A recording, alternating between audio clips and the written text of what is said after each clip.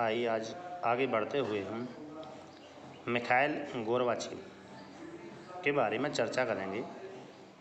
Mikhail Gorbachev 1980 के दशक में सोवियत संघ में जो कम्युनिस्ट पार्टी थी उसके महासचिव बने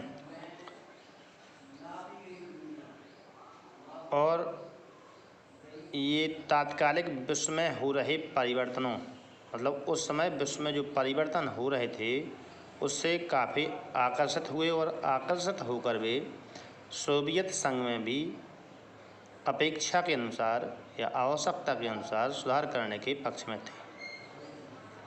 तो सोवियत संघ में सुधार करने के लिए गोर्बाचेव द्वारा जो प्रयास किए गए, उन्होंने निम्नलिखित प्रणालियाँ सुधार की प्रस्तुत की,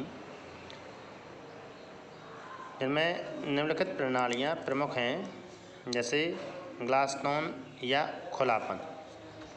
उनके अनुसार गोर्बाचेव ने 1985 में सोवियत प्रणाली की दिशा में सोवियत संघ की वास्तविकता के बारे में ज्ञान का प्रसार किया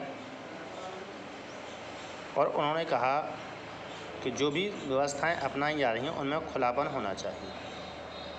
इन सुधारों के द्वारा गोर्बाचेव ने एक नागरिक समाज के अस्तित्व की स्वीकृति दी। उनका मानना था कि समाज में सभी नागरिक जो निवास करने वाले हैं उनके लिए समान अधिकार प्रदान हो, समान रूप से अपनी बातें रखने की अनुमति। फिर दूसरा, इसको रूसी भाषा में कहा गया ग्लासनोद या जिसका अर्थ है खुला। इसके बाद दूसरा उन्होंने जो सुझाव दिया पेरेस्ट्रोइका या इसको कहा गया पुनर्विचार। इसमें किसी भी प्रकार के परिवर्तन का प्रारंभ दबाव की अपेक्षा सहमति के द्वारा किए जाने पर बल दिया। इसका अर्थ हुआ कि जो भी परिवर्तन करना है उस परिवर्तन पर एक बार विचार और सहमति बना ली जाए, इसके बाद भी कोई परिवर्तन किया जाए। गोर्बाचेव ने अर्थव्यवस्था में सुधार के लिए भी उस्क्रोनी नामक एक प्रणाली लागू की, जिसका उस्क्रोनी का अर्थ है दबाव की जगह सहमति से कार्य। मतलब अर्थव्यवस्था में भी दबाव से कार्य ना करके सहमति के आधार पर कार्यप्रणाली बनाई है। इसके बाद उन्होंने राजनीतिक सुधार के लिए भी प्रयास किए। इसके तहत अमेरिका के साथ हथियारों की होड़ पर रोक लगाई जाए तथा अफ़गानिस्तान और पूर्वी यूरोप में सोवियत सेना वापस बुला ली जाए।